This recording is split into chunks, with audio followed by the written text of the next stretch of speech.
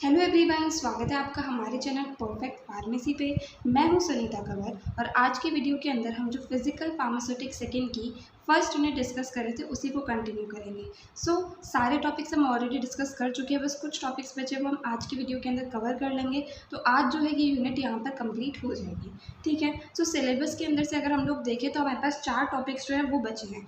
First is effect of electrolytes, second is coagulation, third is peptization and fourth is protective action. ठीक है, 4 topics हम आज के video के अंदर कवर करेंगे। ये चारों टॉपिक्स जो है वो स्टेबिलिटी ऑफ कोलॉइड्स के अंदर आते हैं। मतलब इन चारों जो ये टॉपिक्स हैं, ये चारों जो हेडिंग्स हैं, ये कोलॉइड्स को स्टेबल करने में मदद करती हैं। अब कोई भी कोलॉइड जो है वो स्टेबल कब होगा? जब उसके अंदर एग्रीगेट्स का फॉर्मेशन नहीं होगा या फिर नीचे प्रेसिपिटेट का फॉर्मेशन नहीं होगा, तो उस टाइम क्या होगा, वो कोलॉइड स्टेबल होगा। नाउ कोई भी कोलॉइड जो है उसे स्टेबलाइज करने के लिए हमारे पास दो जो है मैकेनिज्म वो होते हैं। एक आता है स्टैटिक स्टेबलाइजेशन एंड दूसरा आता है इलेक्ट्रोस्टैटिक स्टेबलाइजेशन। स्टैटिक स्टेबलाइजेशन के अंदर क्या करते हैं कि पार्टिकल्स का ब्राउनियन मूवमेंट होता है, ये हम लोगों ने पहले ही देखा था।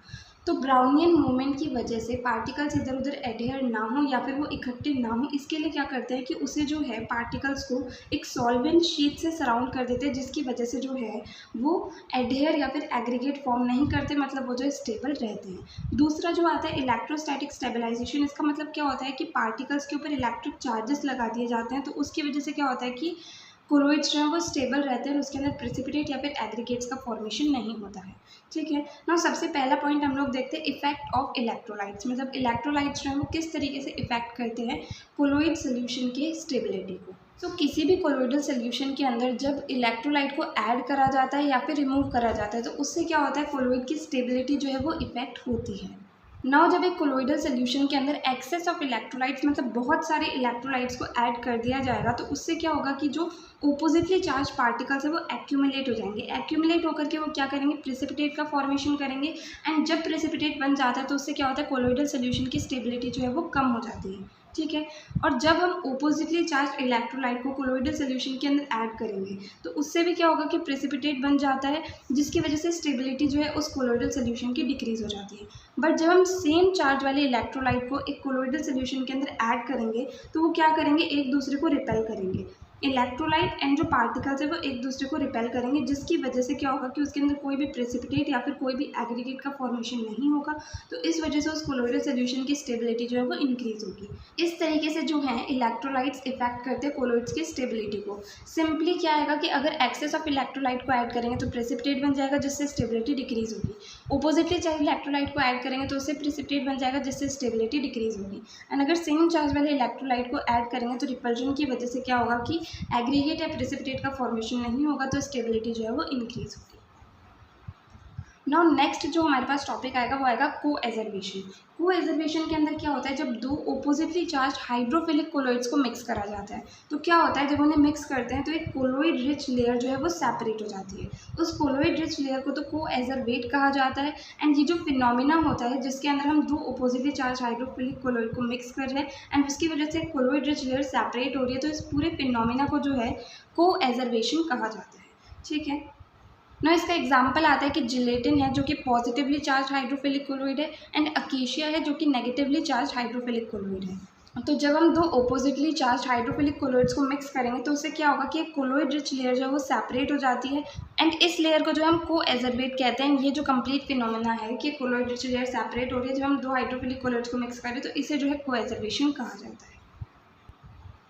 नाउ नेक्स्ट टॉपिक आता है पेप्टाइजेशन।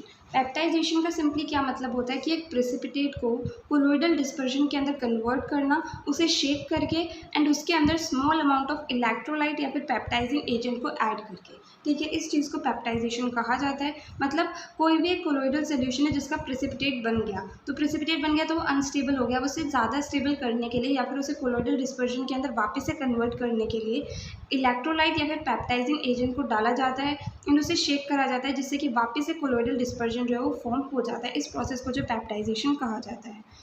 जैसे कि यहाँ पर ये अनस्टेबल कोलॉइड है जिसके अंदर प्रेसिपिटेट बना हुआ है। जब इसके अंदर हम इलेक्ट्रोलाइट या फिर पेप्टाइजिंग एजेंट डालेंगे तो उससे क्या होगा, वापस से ये रीडिस्पर्स हो जाएगा एंड स्टेबल कोलॉइड का फॉर्मेशन हो जाएगा। अब जो ये पेप्टाइजेशन प्रोसेस होता है इसे यूज़ करा जाता है जिससे कि स्टेबल कोलॉइडल सोल्यूशन को बनाया जा सके। नाउ जब एक फ्रेशली प्रेसिपिटेटेड सब्सटेंस के अंदर हम इलेक्ट्रोलाइट को ऐड करते हैं तो क्या करते हैं, जो पार्टिकल्स जिनका प्रेसिपिटेट बना हुआ है वो कुछ चार्जेस को एब्जॉर्ब कर लेते हैं एंड फिर सारा का सारा चार्ज जो है वो सेम हो जाता है, तो उसके अंदर रिपल्जन होता है जिसकी वजह से उसके अंदर रीडिस्पर्जन हो जाता है एंड कोलोइडल सोल्यूशन जो है फाइनली फॉर्म हो जाता है। अब कुछ एग्जांपल्स हमारे पास है जिसके अंदर क्या होता है कि पेप्टाइजेशन प्रोसेस की मदद से कोलोइडल सोल्यूशन जो है वो फॉर्म होते हैं। जैसे कि एक फ्रेशली प्रेसिपिटेटेड फेरिक हाइड्रोक्साइड का सोल्यूशन है, ठीक है, उसके अंदर जब हम small quantity ferric chloride solution की डालते हैं तो उससे क्या होता है, एक रेडिश ब्राउन कलर का कोलोइडल सोल्यूशन जो है वो हमें मिल जाता है। एंड एक जो सिल्वर आयोडाइड का प्रेसिपिटेट बना हुआ होता है उसका पेप्टाइजेशन प्रोसेस हम करते हैं, उसके अंदर डाइल्यूट सोल्यूशन सिल्वर नाइट्रेट या फिर पोटेशियम आयोडाइड का डाल के उससे क्या होता है, हमें वापस से कोलोइडल डिस्पर्जन जो है वो मिल जाता है। नाउ लास्ट टॉपिक जो आता है हमारे पास वो आता है प्रोटेक्टिव एक्शन। प्रोटेक्टिव एक्शन का क्या मतलब होता है, एक लायोफिलिक कोलोइडल सोल्यूशन है, ठीक है, उसके अंदर जब हम लायोफिलिक कोलोइडल सोल्यूशन को डालते हैं जिसकी वजह से क्या होता है कि लायोफोबिक का जो कोएगुलेशन है वो नहीं होता है, इस फिनोमिना को जो है प्रोटेक्टिव एक्शन कहा जाता है।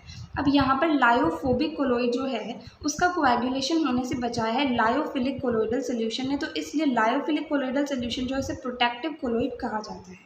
एंड जो ये कंप्लीट प्रोसेस है जिसके अंदर लायोफिलिक कोलोइड जो है उसने लायोफोबिक कोलोइडल सोल्यूशन का कोएगुलेशन नहीं होने दिया, इस कंप्लीट प्रोसेस को जो है प्रोटेक्टिव एक्शन कहा जाता है। ना इसका मैकेनिज्म क्या होगा, एक लायोफोबिक कोलोइड जो है उसके अंदर जब हम लायोफिलिक कोलोइड को ऐड करते हैं तो क्या होता है कि लायोफिलिक वाला जो कोलोइड है उसके पार्टिकल्स लायोफोबिक वाले को कवर कर लेते हैं, जिसकी वजह से क्या होता है उन सबका सेम सेम चार्ज हो जाता है, मतलब सारे जो हैं वो लायोफिलिक की तरह बिहेव करते हैं, तो इस वजह से उसका कोएगुलेशन हो नहीं पाता है, तो इस वजह से वो ज़्यादा स्टेबल बन जाता है। जैसे यहाँ पर हमारे पास एक डायग्राम है, इसे अगर हम देखें लायोफोबिक सोल्यूशन हमारे पास था, उसके अंदर हमने लायोफिलिक सोल्यूशन को ऐड कर दिया, तो जो ये लायोफिलिक सोल्यूशन के पार्टिकल्स हैं उन्हें लायोफोबिक वाले को कवर कर लिया, जिसकी वजह से लायोफोबिक जो हैं वो भी लायोफिलिक की तरह बिहेव कर रहे हैं, तो इस वजह से जो है कोएगुलेशन नहीं हो पाता एंड जो कोलोइड है वो ज़्यादा स्टेबल बन जाता है। नाउ यहाँ पर हमारे पास एक टर्म आती है जो कि है गोल्ड नंबर। इसकी डेफिनेशन क्या होगी, gold number is the amount of protective colloids in milligram which prevents the coagulation of gold solution 10 millilitre when 1 millilitre of sodium chloride is added to it. मतलब gold number जो है ये amount होता है protective colloid का milligram के अंदर जो हमें चाहिए होता है जिससे कि 10 मिलीलीटर गोल्ड सोल्यूशन के कोएगुलेशन को हम रोक सकें जब उसके अंदर 1 मिलीलीटर सोडियम क्लोराइड को ऐड किया गया है।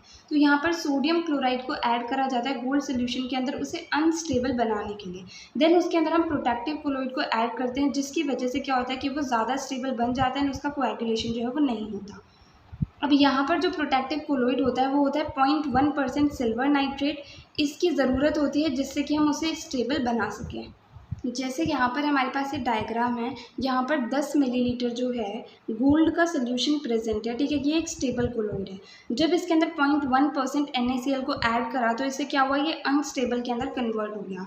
अब इसके अंदर कितना मिलीग्राम जो है प्रोटेक्टिव कोलोइड को हम लोग ऐड करेंगे जिससे कि जो स्टेबल कोलोइड है गोल्ड का सोल्यूशन उसके अंदर कोएगुलेशन ना हो, तो इसके अंदर जब हम 0.1% सिल्वर नाइट्रेट को ऐड करते हैं तो क्या होता है, इसका कोएगुलेशन नहीं होता है, ये स्टेबल कोलोइड के अंदर कन्वर्ट हो जाता है।